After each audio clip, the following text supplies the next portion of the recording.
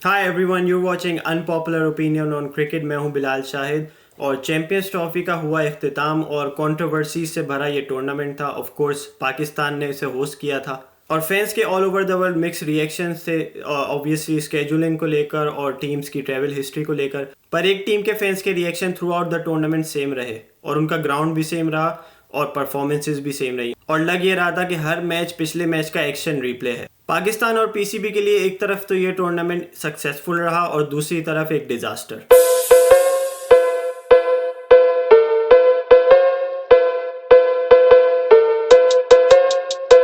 तो जो मेन मुद्दा रहा इस टूर्नामेंट के शुरू होने से पहले और शुरू होने के बाद, या जो मेन टीम स्पॉटलाइट में थी, वो थी इंडिया और पाकिस्तान। ऑब्वियसली होस्टिंग के जो इश्यूज थे और इन दोनों टीम्स की जो राइवलरी है। तो आई स्टार्ट विद इंडिया और इंडिया की परफॉर्मेंस। इंडिया ने नो डाउट बहुत अच्छी क्रिकेट खेली थ्रू आउट द टूर्नामेंट और मैंने पहले भी ये जिक्र किया है कि जो इंडिया की ये टीम है अभी करंट टीम्स में बेस्ट है, इसमें कोई डाउट नहीं है।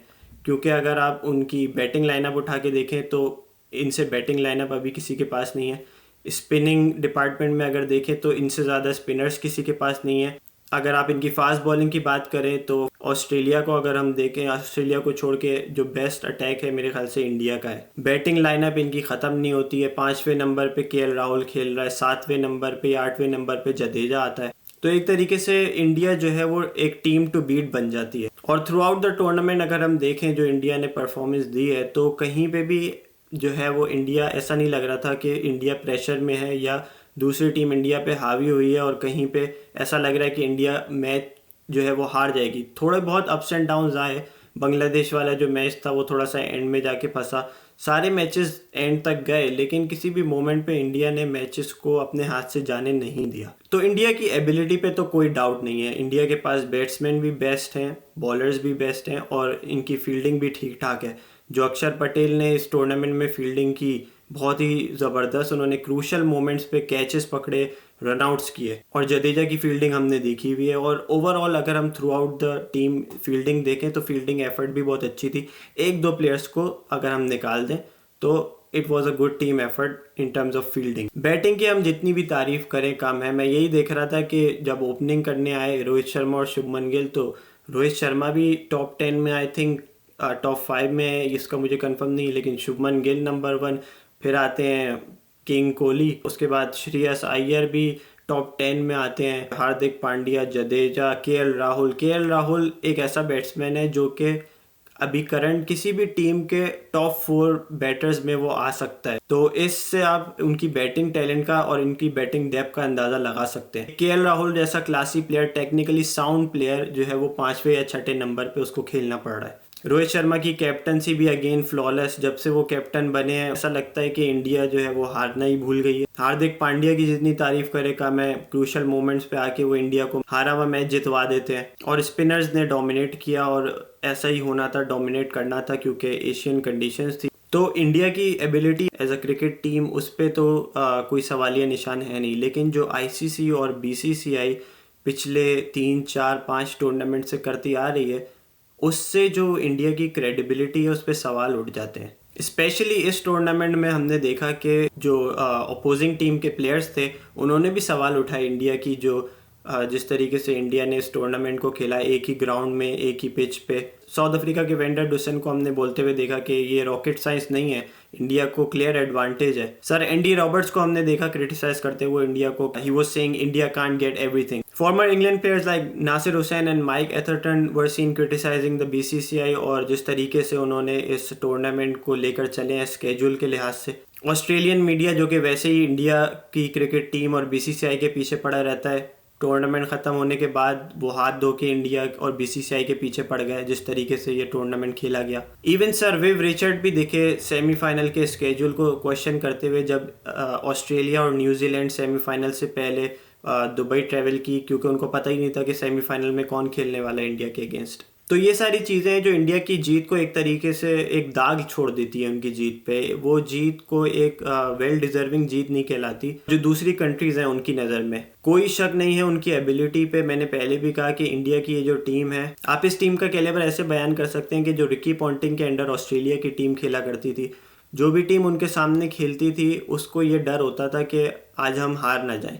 उसी तरीके से जब इंडिया के अगेंस्ट कोई टीम उतरती है तो वो यही सोच के उतरती है कि अगर इंडिया को हरा दिया तो हमारा नाम बनेगा। और मुझे पता है बहुत से लोग मेरी बात से डिसएग्री करेंगे, क्योंकि हम लोग एक ह्यूमन साइकी है कि हम समझते हैं कि जो लेजेंड्स हैं या जो फॉर्मर प्लेयर्स हैं उनको रेप्लिकेट किया नहीं जा सकता। लेकिन ये जो इंडिया की टीम है ये अभी हमारे एरा की बेस्ट टीम है और ये टीम पिछले एरा की किसी भी बड़ी टीम से कम्पीट कर सकती है।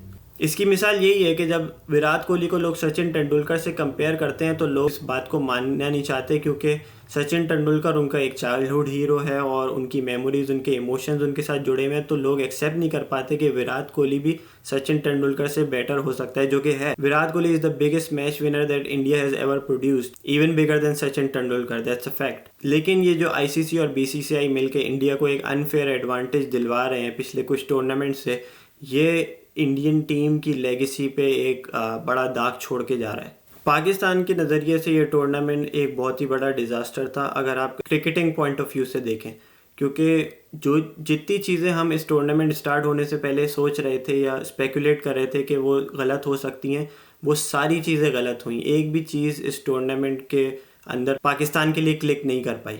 और जहाँ मैं समझता हूँ कि मैनेजमेंट का सबसे बड़ा हाथ है चैंपियंस ट्रॉफी की पाकिस्तान की इस परफॉर्मेंस के पीछे, वहाँ पे प्लेयर्स ने भी कोई कसर नहीं छोड़ी टीम को लेट डाउन करने के लिए, स्पेशली बॉलर्स ने। पाकिस्तान का सबसे बड़ा बैट्समैन लास्ट 10 ईयर्स में बाबर आजम पूरे टूर्नामेंट में फेल हुए, उन्होंने एक भी मैच विनिंग परफॉर्मेंस नहीं दी। और पाकिस्तान का बच्चा ये चिल्ला के कह रहा था कि हमें एक और जेन्युइन स्पिनर की ज़रूरत है, हमें एक और जेन्युइन स्पिनर की ज़रूरत है। लेकिन हमारे जो कोच हैं उनका जो ईगो है वो हमारी टीम और पाकिस्तान से बड़ा था। उन्होंने ख़ुद ये स्टेटमेंट दिया कि भले ही दूसरी टीमें जितने भी स्पिनर्स खिलाएं, हम अपनी स्ट्रेंथ पे खेलेंगे जो कि फास्ट बॉलिंग है।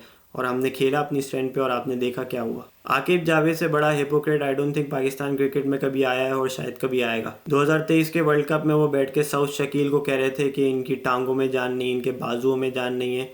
फिर उन्हीं की टीम में सऊद शकील भी खेल रहे थे। बाबर आजम के कितने बड़े क्रिटिक वो रह चुके हैं ये सबको मालूम है। और उनके ईगो की वजह से पाकिस्तान क्रिकेट सफ़र कर रही है और आगे भी करेगी। उन्होंने डिजर्विंग लड़कों को छोड़कर, जैसे कि सुफियान मुकीम, मेहरान मुमताज़ या अरफात मिनाज जैसे लड़कों को छोड़कर अपने लाहौर कलंदर के बॉयज़ को तरजीह दी। और पाकिस्तान ने अगेन वही किया जो कि हमेशा किसी बुरे टूर्नामेंट के बाद पाकिस्तान करती है, किसी को बली का बकरा बनाती है। रिजवान को वाइट बॉल कैप्टनसी, ओडीआई में तो वो कैप्टन है, लेकिन T20 कैप्टन उन्होंने सलमान अली आगा को बना दिया, जिनकी मुश्किल से T20 टीम में जगह बनती है।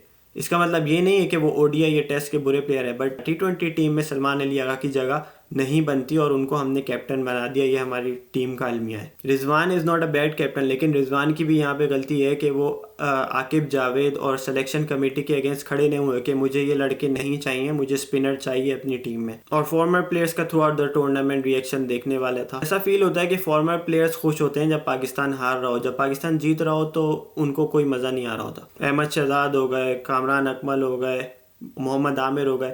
मोहम्मद आमिर विक्रांत गुप्ता के साथ बैठे हुए, जब बाबर आजम से कैप्टनसी लेकर रिजवान को दी गई तो उसको वो बयान ऐसे कर रहे हैं कि आप लैम्बोर्गिनी से उतर के रिक्शा में बैठ गए। मतलब ये प्लेयर जो एक साल पहले इसी टीम में इन्हीं टीममेट्स के साथ खेल रहे थे, वो अब ऐसी बातें कर रहे हैं टीवी पे बैठकर, तो आप सोच सकते हैं कि जो इनकी आपस में बॉन्डिंग है प्लेयर्स की वो कैसी होती होगी। और मैं अक्सर सोचता हूँ कि जब पाकिस्तान अच्छा नहीं कर रहा होता और पाकिस्तान टूर्नामेंट में एज अंडरडॉग जाता है या फिर कोई उनको काउंट नहीं कर रहा होता, तब पाकिस्तान अच्छा क्यों करता है? क्योंकि उस वक्त आवाम का भी इंटरेस्ट टीम में नहीं होता और किसी को पाकिस्तान क्रिकेट से कोई लेना देना नहीं होता, क्योंकि पाकिस्तान क्रिकेट टीम एक डिक्लाइन पे होती है।